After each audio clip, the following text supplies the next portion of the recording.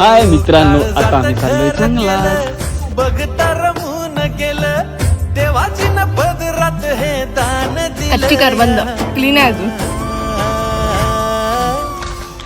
काही चाललोय आम्ही चालत चालत. आमच्याच गावाचा एक भाग आहे राईपाडा, आणि खूप वर्षांनी इथे आलो चालत जंगलातून. आणि इथे मक्याची लागवड केली आहे मागे.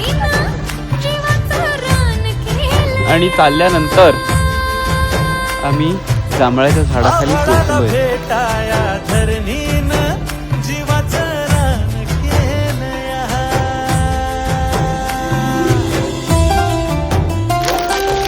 कावळ्याचं पापड बोलतात त्याला.